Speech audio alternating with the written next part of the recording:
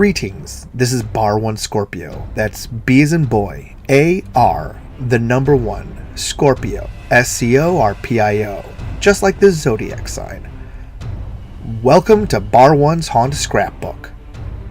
Tonight's review concerns Mid-Michigan's newest haunted attraction, Awaken, located online at awakenhaunt.com. Awaken premieres rising from the ashes of the Boneyard, with some of the former team members moving from Stockbridge to Leslie, Michigan, off the 127, almost exactly halfway between Jackson and Lansing. While their tickets, and in the case of Michigan Haunters Association, tickets and their stubs can prove quite important, were fairly plain, the flyer ads were well designed, giving a clue that an experienced haunt crew that knew the profession was in charge. Parking at the converted used car dealership was convenient, with porta-johns plentiful in well-lit areas on both sides of the structure. I'd even suggest their amenities were second in number only to Blake's Haunted Orchard for that consideration. Snacks were provided by a food cart serving hot and cold beverages, chips and grilled items, and even mini donuts that I simply had to indulge in.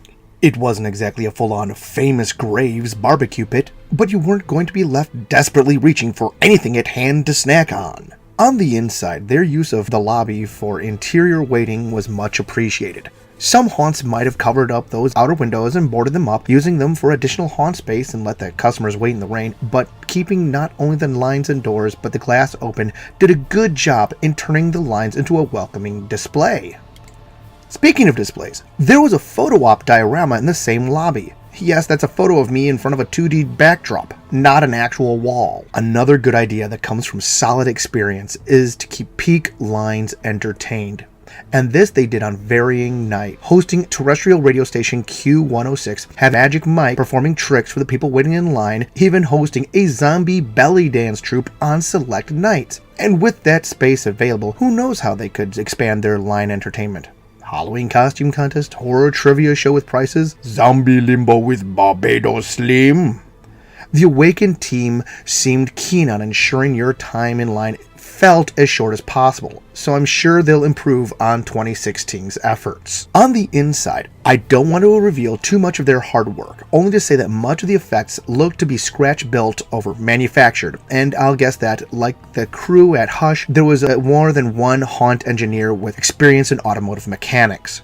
Decor from room to room never seemed overdone or distracting. It was often sensible and clean. A problem I personally have is when a haunt overdoes each item, turning it into a spaghetti on the walls mess that then distracts from the scare actors' performances. While the haunt didn't have much of an overarching narrative, those rooms were laid out in a way that felt like a natural progression from vignette to vignette. Industrial sections with autos, and backwoods cabins, underground mines even though you're on ground level, and a vortex tunnel. And on the note that I mentioned, that clean, non-distracting decor meant I encountered perhaps the best hidden drop panel I've ever seen. She got me. Utterly surprised as I worked my way around a corner, expecting an old truck to begin honking loudly. Instead, I get the sudden bang of a drop panel from my side. One I had absolutely zero anticipation of. For an enthusiast who's been going to haunted attractions on a weekly basis throughout the haunt season like me, that's incredibly hard to do. Straight from the creator's mouths, this girl in goggles and goth punk clothing was actually using a CCTV camera monitor to watch customers as they came through. They'd gone high tech and the cleverly disguised drop panel and used it as a setup to second scare perfectly. And their scare actors were more than just jump and roar or fresh meat. I never heard that phrase once at Awaken. Great sign. They had real characters that existed in the space of their rooms. Even the ubiquitous creepy clowns had their own unique style. And now to the numbers. Amenities. 4 out of 5. Even if you're stuck with the traditional outdoor porta-johns, there's enough of them that you won't be stuck crossing your legs waiting for your turn. This is, after all, an industry that relies on scaring the crap out of you. Snacks, 4 out of 5, solid effort, and the food cart itself had a decent variety of offerings. Nothing takes the rusty edge off a chill October night in Michigan like a hot beverage in your hands. Lines, 5 out of 5. Indoors, entertained, need I say more? Nothing hurts a haunt more like the long wait, or at least the perception of a long wait. Having entertainers on peak nights was an excellent move on their part. Having extras always is. Props and decor.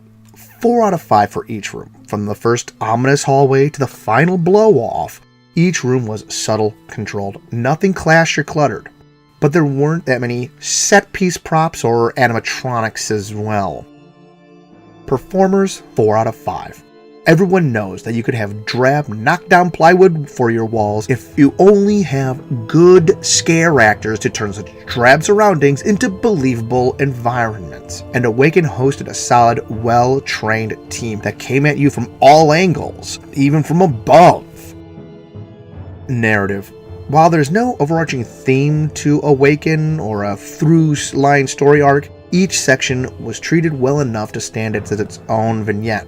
So 3.5 out of 5.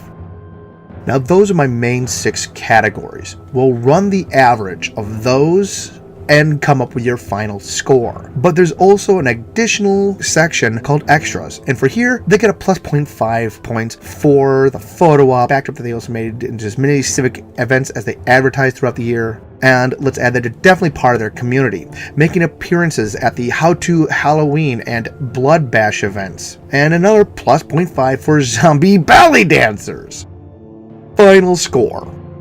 Average of 6 categories, 4.25 jack-o'-lanterns. This is a strong showing for any haunt's inaugural year and can really only go up from here as each room is refined and the cast gains experience to deliver even better scares. I heartily recommend the trip out to Leslie, Michigan, and hope for the best of them in the future. If you enjoyed this video, you can find Bar 1 Scorpio's artwork online at deviantart.com, furaffinity.net, and hentaifoundry.com. Bar 1 Scorpio appears on social media on Twitter, LiveJournal, Tumblr, PhotoBucket, and Minds.com. Seek out his streaming channel on Picarto.tv and YouTube. And of course, you can support his efforts via Patreon.